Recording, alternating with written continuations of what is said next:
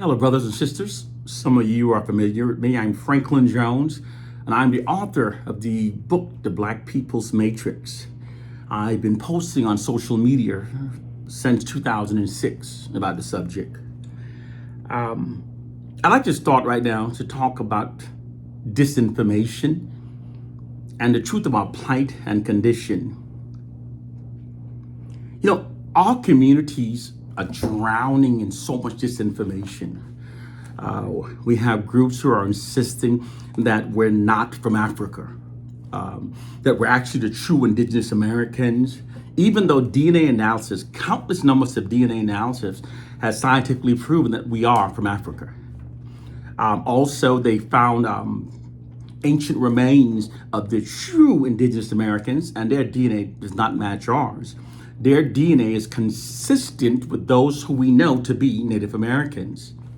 But nonetheless, there are people who would argue, said, I don't care, we're not Africans, we're the true indigenous Americans.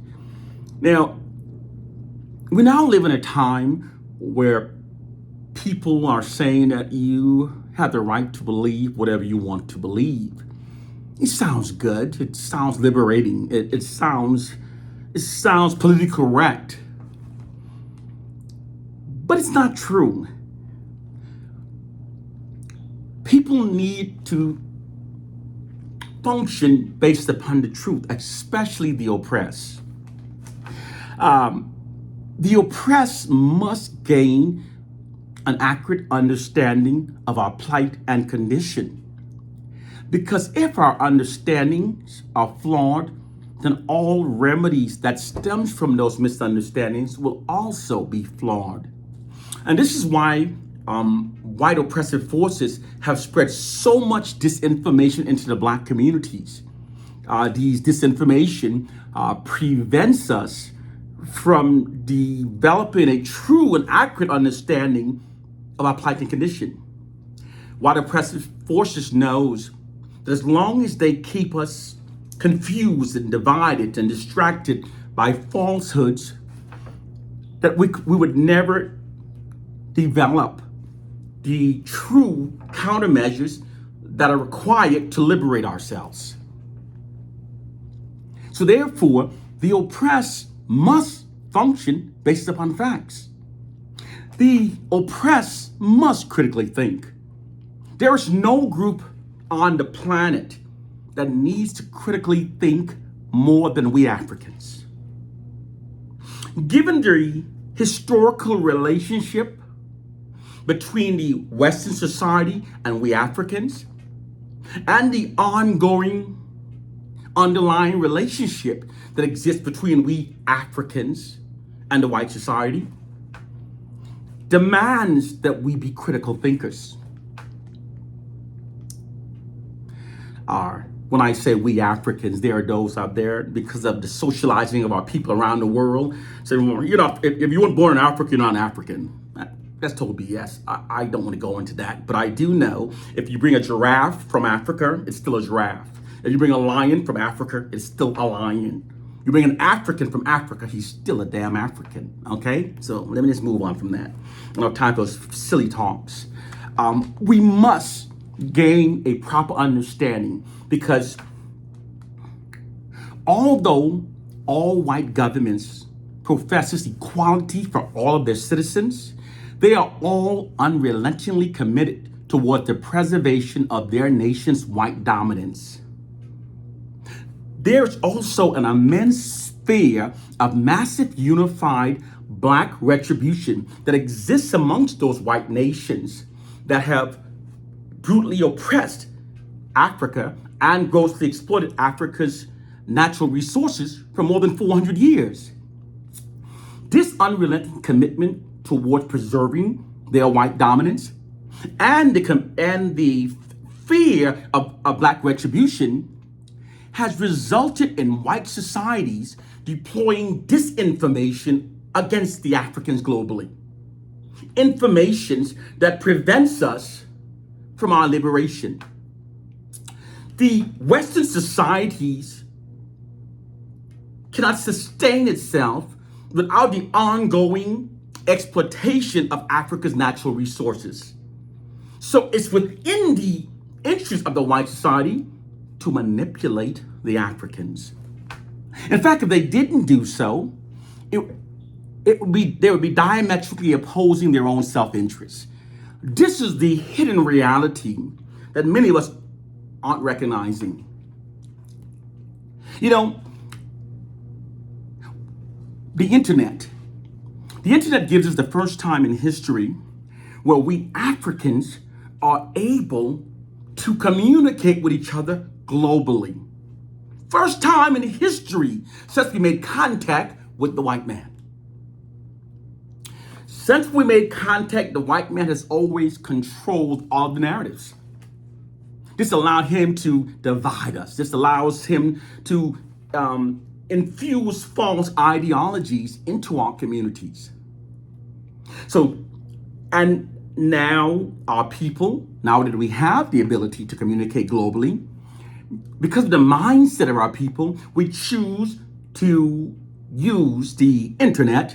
Some of us are using it to entertain, to twerk, to make funny videos. I'm not saying humor doesn't have its place in a society. Humor does. It was the almighty creator that gives us the ability to have humor, okay? When I say creator, I don't speak in Western terms of creator, okay? So I understand that. But our minds have been so socialized by the white society that most of us are using the internet not towards our liberation. We are in fact using it to contribute to our own demise. And we've become a part of the misinformation campaign that is designed to keep our people mentally enslaved.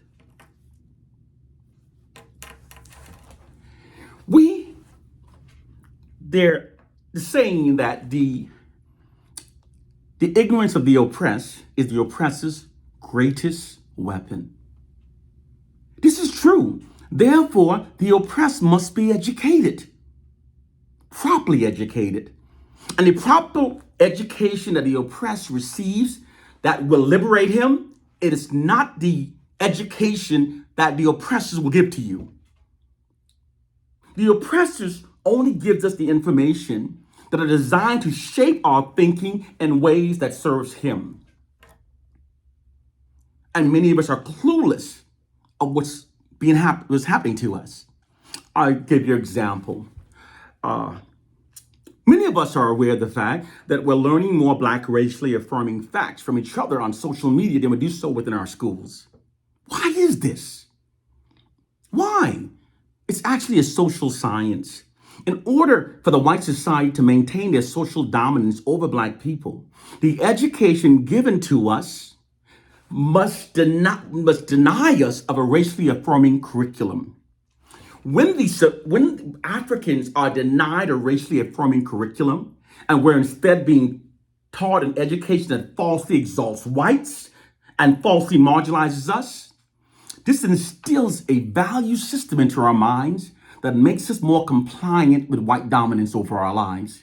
We are being socialized during our education and development to think and behave in ways that benefits the white society. The white society controls our education. It controls the media images we see. They control our narratives. If you don't think that they're using this to serve their interests, you're not a critical thinker. You're in denial. You're delusional. Given their history, why wouldn't they do this to us? There's something else you notice. Many of our people, globally, we have this negative narrative that we say about ourselves all the time. Well, Black people. Black people. Oh, Black people. If you want to hide knowledge from a Black man, put it in a book. We denigrate ourselves. Now, it happens so often, many of us normalize it, but there's nothing normal about it. The majority of the different racial groups do not get around denigrating themselves. In fact, some of we Africans, if I got up on a platform in a room with 100 Africans and I started praising us, there would be Africans in the audience who would become uncomfortable because me praising and celebrating us goes against their conditioning. They're forced to give a rebuttal, putting us down. Some would walk out from my presentation praising us. Why is this? It's because we have been socialized to think in ways that serve and protects the white society. Social scientists socialize is when the oppressors exploits their monopoly over the information that's fed into the collective minds of the oppressed to shape their minds to think in ways that serve the oppressors.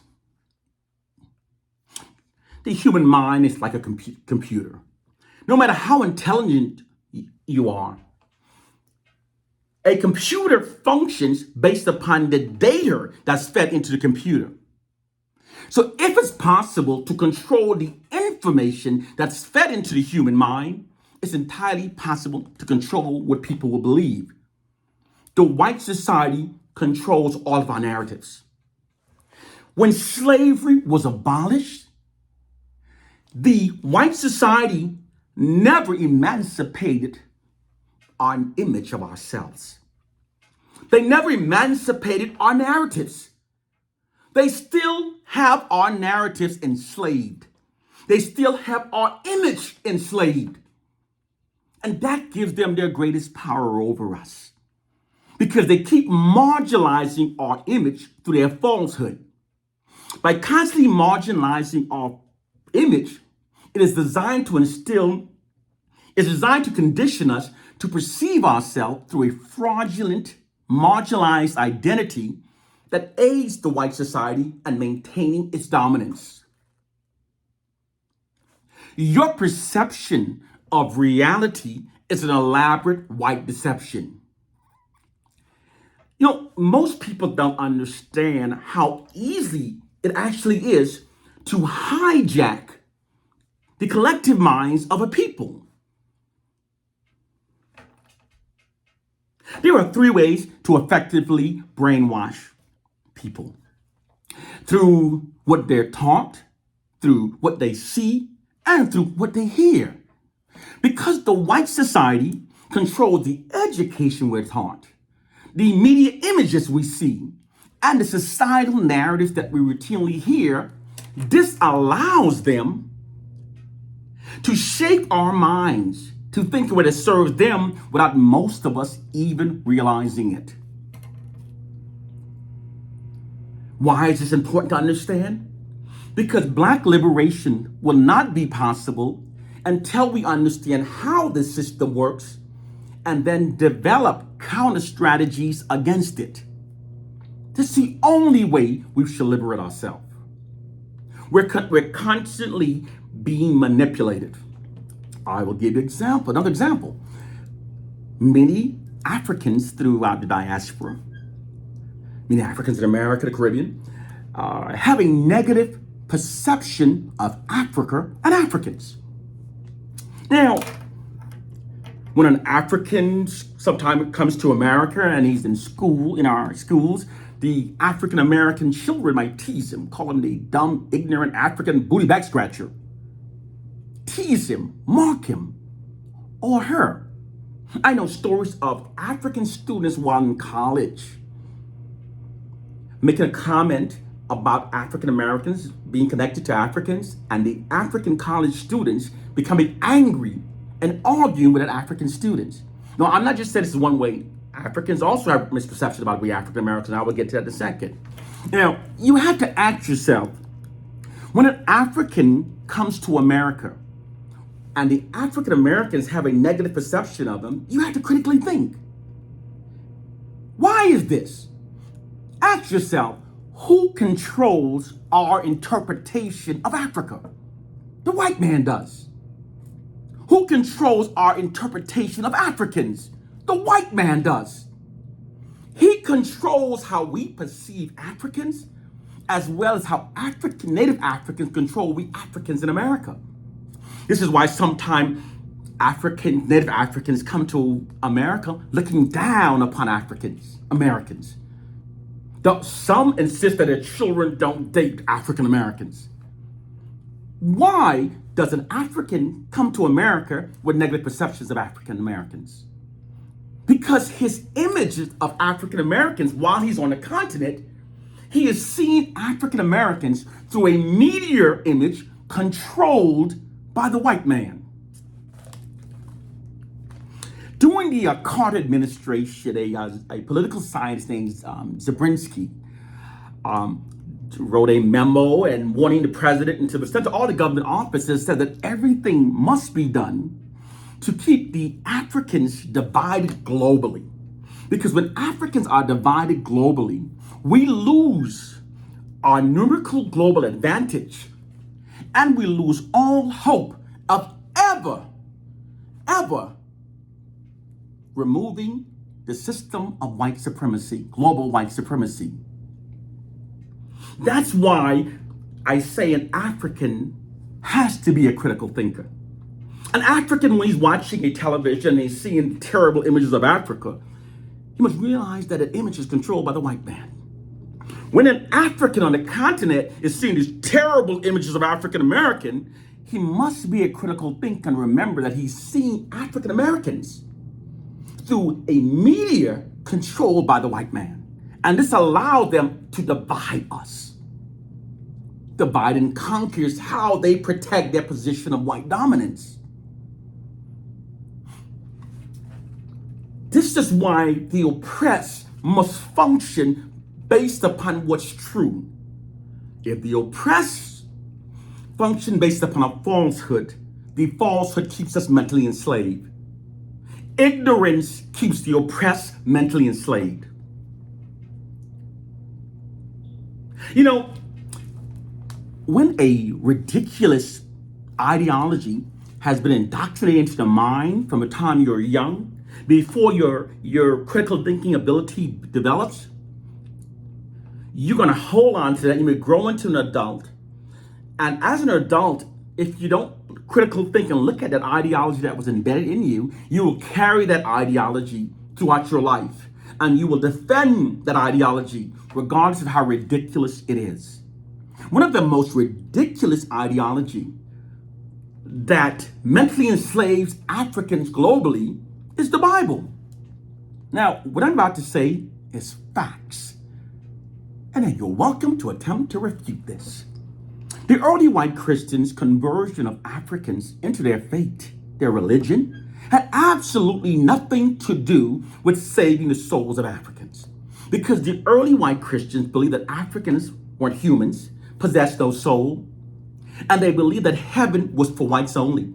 In fact, the early white Christians believed that the thought of an African entering the kingdom of heaven was as blasphemous as a dog doing so. These are facts. We got to function with facts. The true reason they converted their religion into the minds of the African was to convert the belief of a white God into the African mind.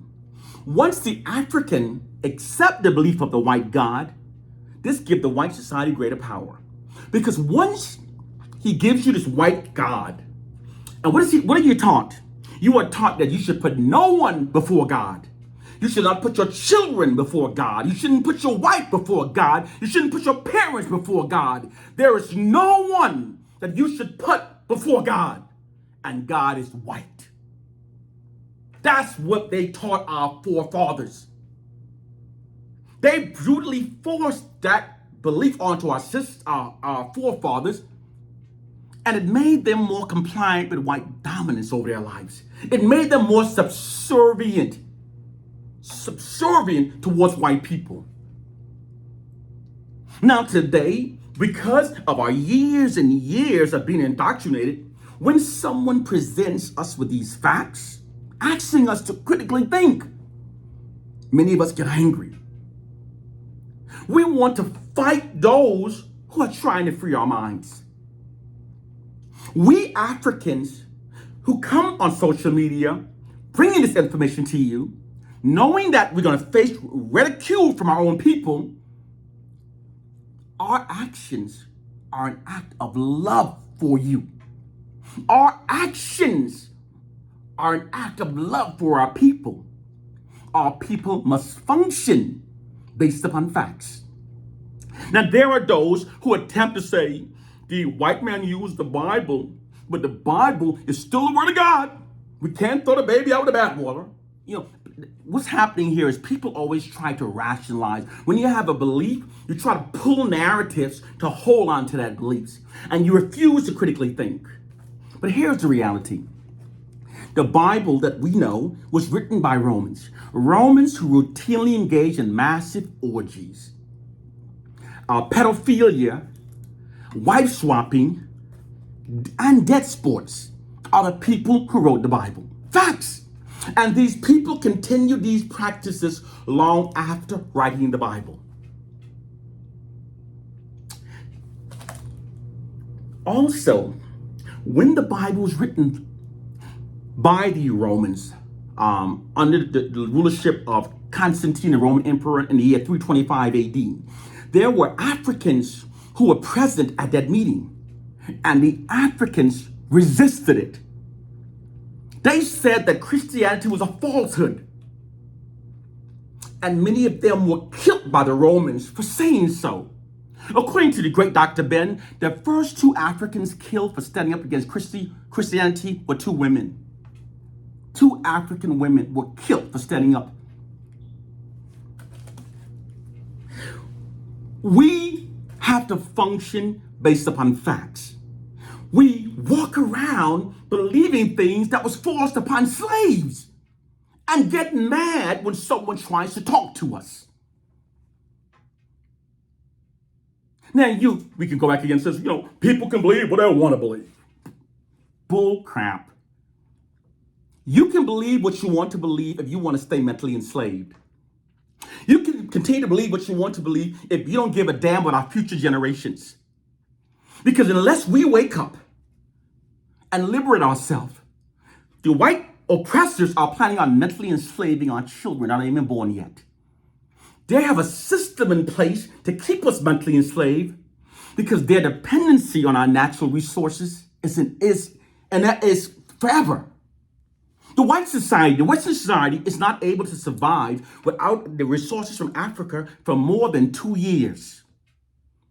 So therefore, it's within their interest to keep us confused, divided, and mentally enslaved. When you're watching television, keep showing this negative image of Africa. But are you aware that every year millions of whites go to Africa on vacation? Millions of whites. But black people says, I want to go to Europe. I want to go to Europe. I want to see Europe. Many of us say, I don't give a damn about going to Africa, even though that's where our forefathers come from. Do you know any other group with this mindset? A Chinese American says, the hell with China. Chinese people suck. No, only us. And is this because the white man negatively controls how we see Africa? And this benefits him in many ways. By negatively depicting Africa, this makes the Africans throughout the diaspora feel better about the enslavement of our ancestors. Because it makes us perceive the enslavement of our ancestors as having been more of a rescue mission. You've heard African Americans say, you know what? I'm glad slavery happened. I'm so glad slavery happened, because if slavery didn't happen, we'd be some bush in Africa. This mindset was indoctrinated into the mind by the whites who control how we see Africa.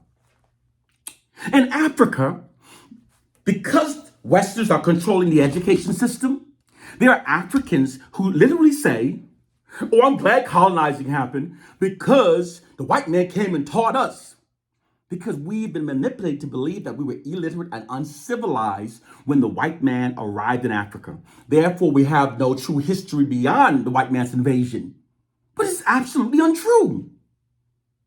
It was we Africans who civilized Europe. Now, when they use their weaponry advantage of guns and cannons to enslave Africans, this is not an indication of their superiority, but they want you to believe that. They want to embed that narrative into your psyche. was the Africans who civilized Europe.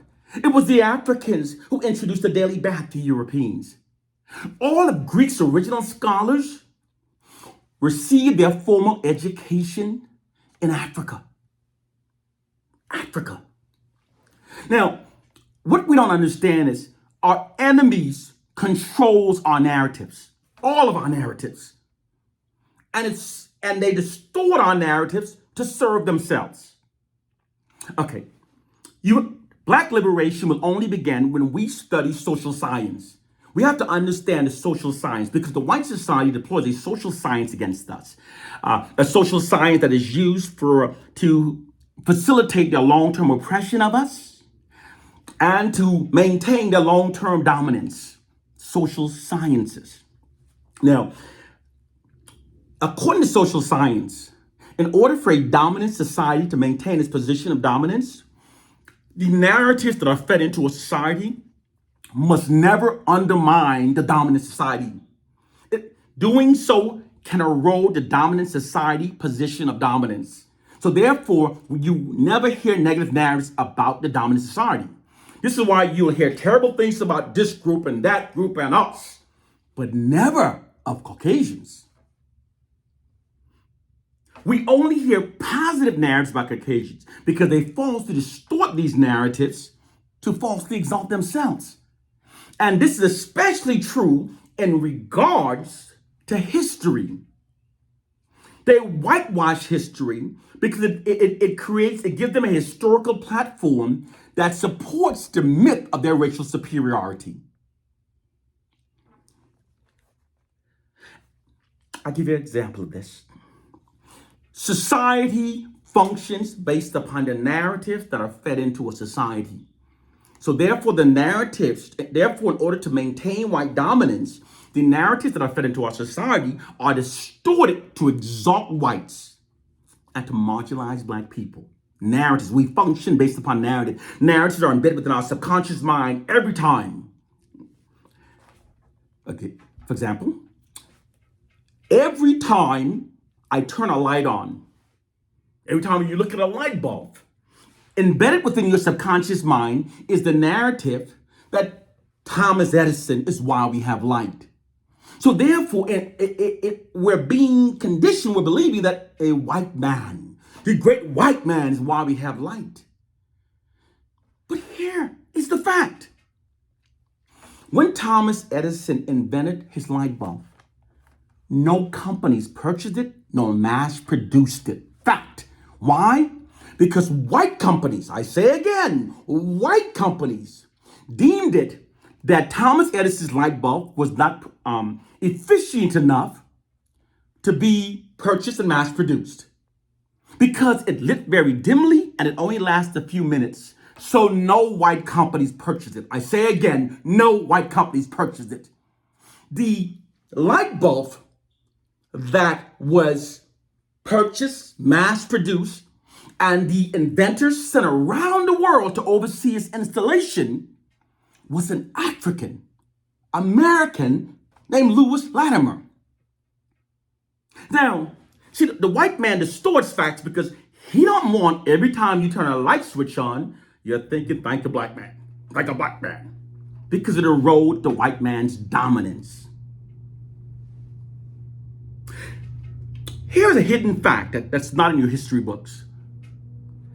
Within the 75 years following the abolishment of slavery, African Americans patterned 724 inventions at the U.S. Patent Office. 724. For a people to go from being enslaved, whether they were denied an education, to invent 724? And the number submitted by African Americans more than double those invented by Caucasians. And this trend never stopped. Today in America, the U.S. Patent Office is disproportionately filled with inventions by African Americans. See, that's not a narrative you're hearing because that narrative undermines undermines their premise that black people are inherently inferior and whites are superior. That's a false ideology that they perpetuate to maintain their social dominance. It's a social science. We have to elevate our minds above a biblical fairy tale and a slave syndrome myth and understand that there are social sciences that we must learn in order to liberate ourselves. Here is what the white social scientists discovered in 1968. During the 1960s, as you know the history, there was unprecedented unified black protests. African Americans confronted white racism in every area, where through militant means, through civil disobedience, through black lawyers pleading our case in America's highest court. No group in American history has ever stood up against white supremacy than the African. None. But see, that's not a narrative you're hearing. The narrative you're hearing of African Americans denigrates us, marginalizes us. That's a part of, that's necessary, because whenever a group is identified as being the greatest threat, the dominant society vilifies them, denigrates them, so that no other group will follow them in any future endeavors against the oppressors. Something else the white man learned in 1968, they sent social science to study the African American community. And what they learned was that while the white society, through their weaponry advantage of guns and cannons, could invade and enslave Africans, they could not win the loyalty of Africans. They could not maintain peace with Africans indefinitely unless the minds of Africans were socialized. Here is why, and they discovered this. Whenever people are oppressed for long terms, their collective aggressions toward their oppressors will continue to build and continue until acts of massive rebellion becomes inevitable. This is what was happening during the 1960s. So what they learned, they said they also learned something else too, before I go into it. They also determined that the unprecedented black protests during the 1960s was also caused by the elevated and unifying black self-esteem brought on by the emergence of the Black Pride movement, okay? So they realized that we had an elevated self-esteem, and they realized that our collective aggressions toward the white society had reached a boiling point. So the social scientists and propagandists came up with a remedy. They decided they had to keep the collective self-esteems of the black masses very low. This is why all of our narratives are negative. Virtually all of our narratives are negative. See, when you're not critically thinking, we normalize it. That's where it is, and we start putting ourselves down. But I need you to critically think. Can you not see how cartoonishly unrealistic that all our narratives are negative? The objective is to keep our self-esteem low. You've also noticed that virtually all narratives, all study results that we receive from white sources favor themselves over us. Critically think again. Can I see how cartoonishly unrealistic it is? It's propaganda designed to instill the myth of white superiority into our subconscious minds. We have to understand the system, okay? Now, also, the white man realized that he had to shift our collective aggressions against ourselves. So that's why we always bombard with propaganda that subliminally conveys the message that we are our own worst enemies. We are our own worst enemies. Your worst enemies are yourself. Your worst enemies are yourself. And this is why we always hear black on black crime being heavily propagated. Because what does it do? When black people are made to believe that once our self-esteem has been lowered, once they've instilled a myth of their superiority to our subconscious mind, and then once they shift our collective aggressions against ourselves, they have us mentally enslaved. It's a true social science. And the only way we will liberate ourselves is to understand the social science and develop counter strategies against it.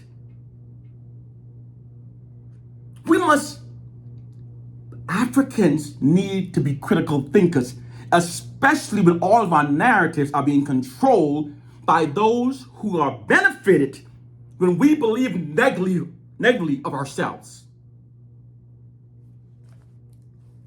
The white man's propaganda, the great Marcus Garvey said, the white man's propaganda has made him master, and all those who accepts his propaganda becomes his slave. The white man's propaganda. So there are places when you visit Africa and you walk in there as an African American, and you walk in there with white Americans, and you see the Africans treating the white Americans better than they're treating their fellow African who came from America.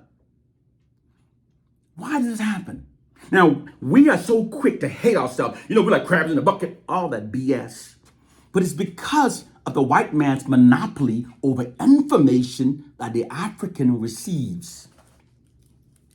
On that statement, black people are quick to say that there are blacks who insist that we never support each other. They say we are like crabs in a bucket, never support each other.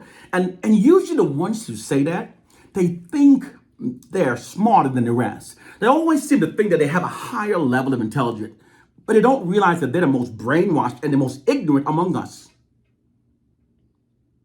Don't realize it. Now, here's how that system works. Once they've embedded the belief into our minds that we never support each other, that we are our own worst enemies, what happens is you then only notice those incidents that appears to confirm the belief, and you become psychologically blinded from seeing all of the greater amount of evidence refuting it. I'll give you two examples of how this works. If you are made to believe that our Asian drivers are the worst drivers, and you keep hearing the propaganda, Asian drivers are terrible, after a while you start repeating it, you start believing it. In fact, some Asians would believe it, even though it's not true. In fact, but here's why many will insist that they've seen it with their own eyes, that Asian drivers are the worst. Because if they saw an Asian have an accident, they see an Asian get a good ticket. Now they allow those little things they see to solidify it in their minds that the premise is true, although it's not. Likewise, when you condition black people to believe that we never support ourselves, that we are always pulling each other down, when we have an incident with a co-worker trying to stab a black co-worker, stabbing us in the back, it's true they said we're black people, but it's not. That one incident, those incidents does not quantify your negative perception of black people. You have been programmed to believe that. I give you another example of this, how this system works. Many black women, and I'm not attacking my beloved sisters because I could say the same story using black men in the reverse, okay? And I've done it before.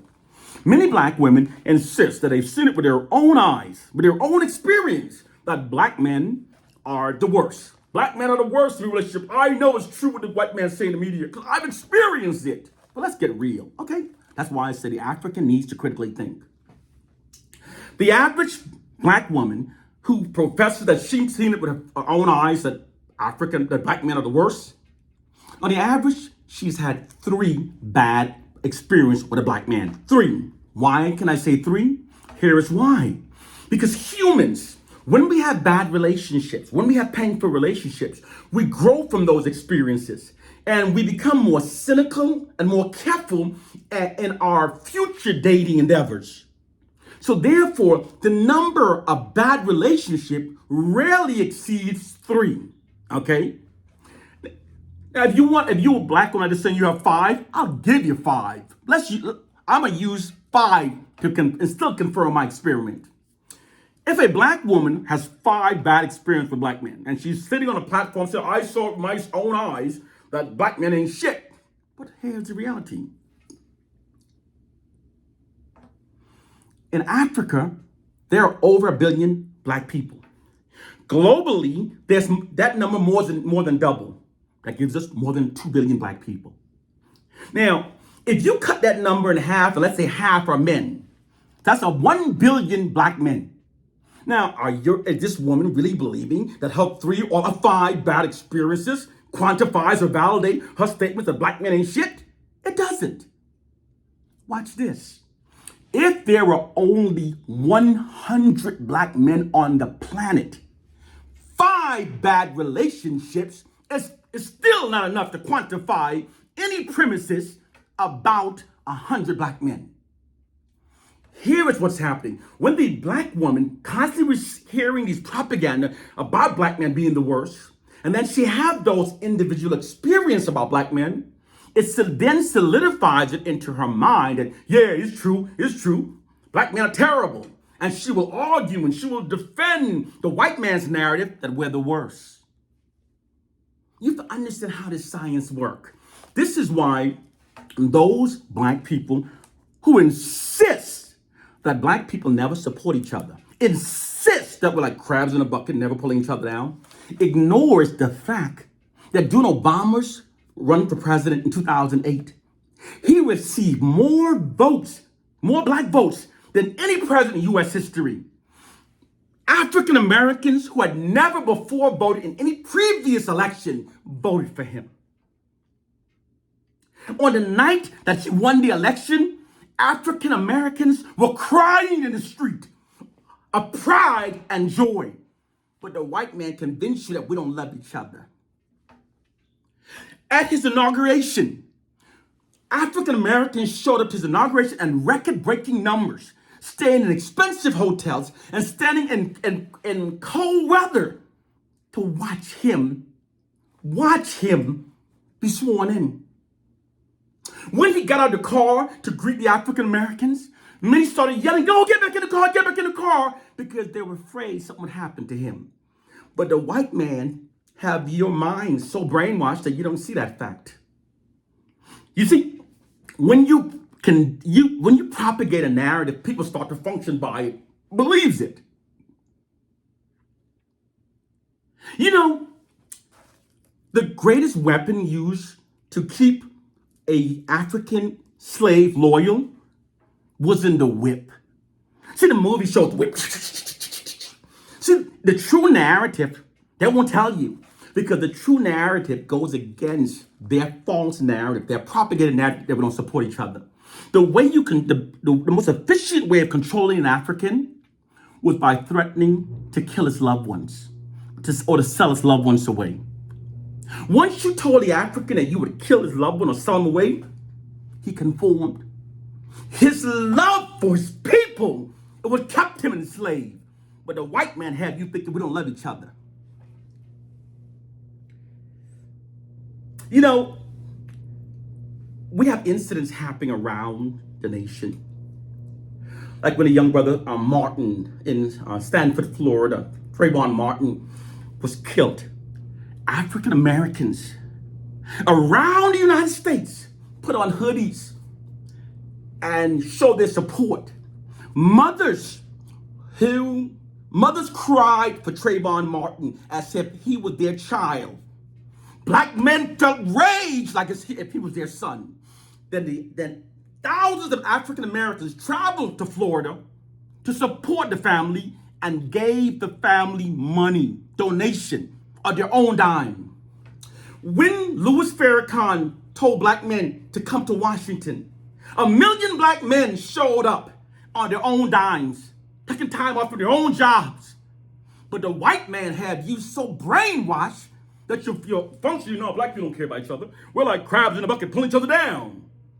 When you keep propagating a false narrative, people start functioning by it. You know, it's easier to hijack a group mind than most people realize. The white man has hijacked the group mind of the African through his monopoly over information that the African receives. If you are an African who do not critically think, who do not question the validity of all information that you receive from the white man, you are the white man's slave. No exception. If you're not a critical thinker, you are the white man's slave. If we are serious about our liberation, we must elevate our minds above all the falsehoods. Those falsehoods are designed to keep us distracted and confused. We must function based upon facts. Ask yourself, throughout history, has the white man ever earned our blind trust? Never. Has the white man's depiction of Africans ever been a true one? Never. But we are functioning based upon narratives and media images that are being fed into our minds by the white man. The white men have so many different propaganda campaigns that you don't understand. Like, for example, you might see on the news, a study today showed that Latins don't get along with blacks. Latins don't get along with blacks. Latins don't get along with blacks. They're clashing. And you keep saying it, you keep saying it, you keep saying it. And then people start functioning based upon the false narrative. The white society does this because they don't want minority groups joining forces. They fear that. So they keep us divided through their propaganda campaigns. Within all governments, all Western governments, there are two parts. There's the public persona that professes equality for all of its citizens. Then there's the other side they call the shadow government. And the shadow government embarks on all sorts of nefarious tactics that the public never learns about. And it's funded under protecting national interests. It's within the national interest to prevent the black masses from unifying against the white status quo. It's within the interest of global white supremacy to keep Africans on the continent on their knees so Africans can never say no when our natural resources are being exploited. You know, there's so much noise on social media. Everybody's saying this and they're arguing this and they want to twerk or do videos. But Africans, if we wake up now, we've placed ourselves in a unique position to free the minds of millions of Africans who aren't even born yet. Because we must dismantle this social engineering system. We must dismantle this social engineering system. Elevate your mind against the dumb shit. Our greatest enemy are social scientists and propagandists who are manipulating our minds to think in ways that keeps us mentally enslaved by them. One love and peace, my brothers and sisters. One love and peace.